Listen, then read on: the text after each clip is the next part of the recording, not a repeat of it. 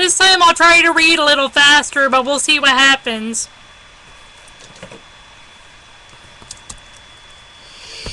Now Yaakov saw that there was grain in Egypt, so Yaakov said to his sons, "Why are you staring at each other?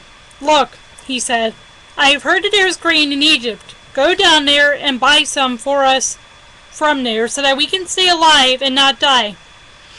Thus Joseph's 10 brothers went down to buy grain from Egypt, except for Benjamin, Joseph's brother. Yaakov did not send him with his brothers because he was afraid something might happen to him.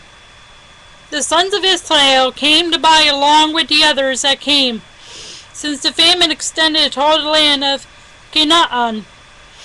Joseph was governor over the land. It was he who sold to all the people of the land. Now when Joseph's brothers came and prostrated themselves before him on the ground, Joseph saw his brothers and recognized them. But he acted toward them as if he were a stranger and spoke harshly with them. He asked them, "Where are you from?" He answered, "From the land of Canaan, to buy food." So Joseph recognized his brothers, but they didn't recognize them. Remembering the dreams he had about them, Joseph said to them, "You are spies. You've come to spot our country's weaknesses." "No, my lord," they replied. "Your servants have come to buy food. We are all the sons of one man. We're upright men. Your servants aren't spies." "No," he said to them, "you come to spy out our country's weaknesses." They said, "We, your servants, are 12 brothers, the sons of one man in the land of Canaan. The youngest stayed with our father, and another one is gone." "Just as I said," replied Joseph, "you are spies." "Here's how you can prove you're not lying. As Pharaoh lives, you will not leave here unless your youngest brother comes here. Send one of you, and let him bring your brother. Meanwhile, you will be kept in custody. This will prove whether there is any truth in what you say. Otherwise, as Pharaoh lives, you are certainly spies." Then he put all of them together in prison for 3 days. On the 3rd day, Joseph said to them, "Do what I say and stay alive, for I fear God. If you are upright men, let one of your brothers remain incarcerated in the prison you're being kept in, while you go and carry grain back to relieve the famine in your homes. But bring your younger brother to me. In this way your statements will be verified, and you won't die." So they did it. They said to each other, "We are in fact guilty concerning our brother. He was in distress and pleaded with us. We saw it and wouldn't listen. That's why this distress has come upon us now." Reuben said to them, "Didn't I tell you, don't wrong the boy? But you wouldn't hear of it. Now comes the reckoning for his blood." They had no idea that Joseph understood them, since an interpreter was translating for them. Joseph turned away from them and wept. Then he returned and spoke to them. He took Shimon from among them and put him in prison before their eyes. Next he ordered that their containers be filled with grain, and that every man's money be put back in his pack, and that they be given provisions for the journey. When these things had been done for them, they loaded their grain on their donkeys and departed. But at camp that night, as one of them opened his pack to give fodder to his donkeys, he noticed his money. There it was, just inside his pack. He said to his brothers, "My money has been restored. There it is, right in my pack." After that their hearts sank. They turned trembling to one another and said, "What is this that God has done to us?" Then they returned to Yaakov, their father, in the land of Canaan, and told him all that had happened to them. "The man, the lord of the land, spoke harshly with us. He took us for spies in his country. We said to him, 'We are upright men. We are not spies. We are 12 brothers, sons of our father. One is gone, and the youngest stayed with our father in the land of Canaan.' But the man, the lord of the land, said to us, 'Here is how I will know that you are upright men. Leave one of your brothers with me. Take the grain to relieve the famine in your homes and go on your way. But bring your youngest brother to me. By this I will know that you aren't spies, but are upright men. Then I will return your brother to you, and you will do business in the land.' Next, as they emptied their packs, there was each man's bag of money in his pack. And when they and their father saw their bags of money, they became afraid. Yaakov said, their father said to them, You have robbed me and my children. Yosef is gone, Shimon is gone, and now you're taking Benjamin away. It all falls on me." Reuben said to his father, "If I don't bring him back to you, you can kill my own 2 sons. Put him in my care, I will return him to you." But he replied, "My son will not go down with you. His brother is dead, and he alone is left. If anything were to happen to him while traveling with you, you would bring my gray hair down to Sheol with grief."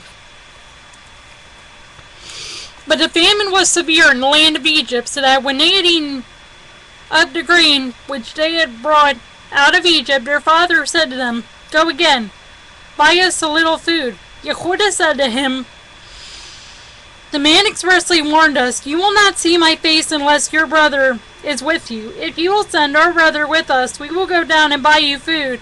But if you will not send him, we will not go down.' For the man said to us, 'You will not see my face unless your brother is with you.'" Israel said, "Why did you bring such trouble my way by telling the man you had another brother?"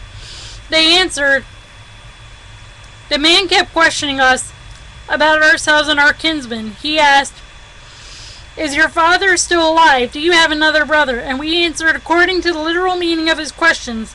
How are we to know that he would say, 'Bring your brother down'?" Yehudah said to Israel, his father, "Send the boy with me, and we will make preparations and leave, so that we may stay alive and not die, both we and you, and also our little ones. I myself will guarantee his safety. You can hold me responsible. If I fail to bring him to you and present him to your face, let me bear the blame forever. Except for our lengthy delay, we would have been there again by now." Their father Israel answered them, "If that's how it is, do this. Take in your containers some of the land's best products and bring the man a gift. Some healing resin, a little honey, aromatic gum, opium, pistachio nuts, and almonds. Take twice the amount of money with you and return the money that came back with you in your packs. It could have been an oversight.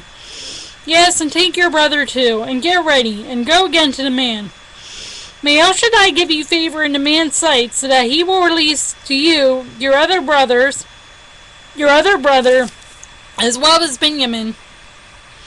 As for me, if I must lose my children, lose them I will."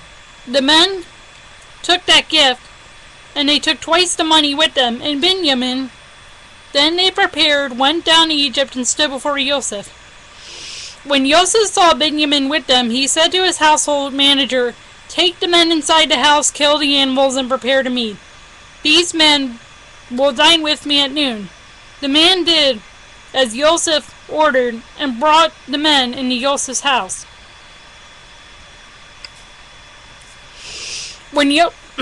Upon being ushered inside Yosef's house, the men became fearful. They said, "It's because of the money that was returned in our packs the first time that we have been brought inside, so that he can use it as an excuse to attack us, take us as slaves, and seize our donkeys too." So they approached the managers of Yosef's household and spoke to him at the entrance of the house. "Please, my lord, the first time we indeed came down to buy food, but when we got to camp, we opened our packs, and there inside our packs was each man's money, the full amount. We had brought it back with us. Moreover, we had brought down other money to buy food. We have no idea who put our money in our packs." "Stop worrying," he replied.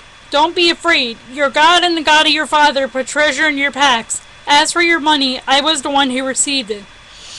Then he brought Shimon out to them. The man brought the men into Yosef's house and gave them water, and they washed their feet, and he provided fodder for their donkeys. Then they got their gift ready for Yosef's arrival at noon, for they had heard that they were going to eat a meal there. When Yosef arrived home, they went into the house and presented him with the gift they had brought with them, then prostrated themselves before him on the ground. He asked them how they were and inquired, "Is your father alive, the old man of whom you spoke? Is he still alive?" They answered, "Your servant, our father, is well. Yes, he's still alive." As they bowed in respect, he looked up and saw Benjamin, his brother, his mother's son, and said, Is this your younger brother of whom you spoke to me? And added, May God be with you, my son. Then Yosef hurried out because his feelings toward his brother were so strong that he wanted to cry. He went into his bedroom and there he wept. Then he washed his face and came out, but he controlled himself as he gave the order to serve the meal. Then they served him by himself, the brothers by themselves, and the Egyptians included at the meal by themselves. Egyptians don't eat with Hebrews because that is abhorrent to them. So they sat there facing him, the firstborn in the place of honor, the youngest in last place, and the men expressed their amazement to each other. Each was given his serving there in front of him, but Benjamin's portion was 5 times as large as any of theirs. So they ate, drank, and enjoyed themselves with him.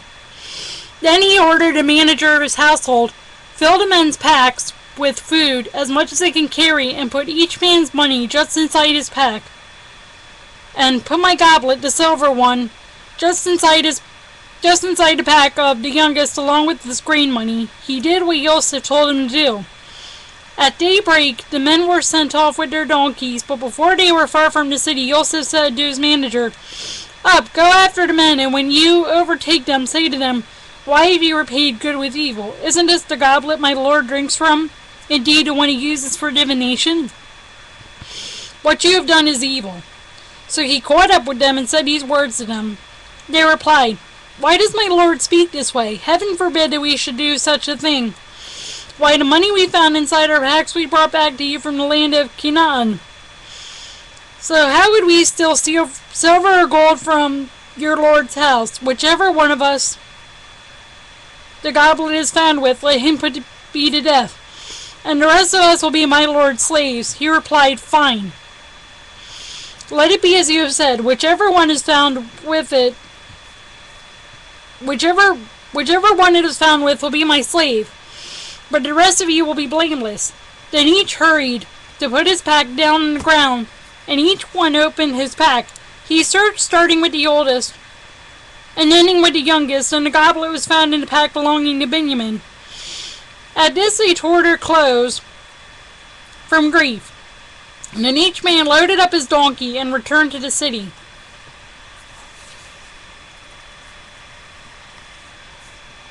Yehuda and his brothers arrived at Yosef's house. He was still there, and they fell down before him on the ground.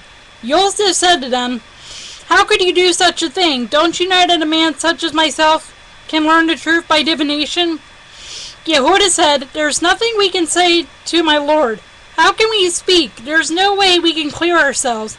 God has revealed your servant's guilt, so here we are, my Lord's slaves, both we and also the one in whose possession the cup was found. But he replied, Heaven forbid that I should act in such a way. The man in whose possession the goblet was found will be my slave, but as for you, go in peace to your father.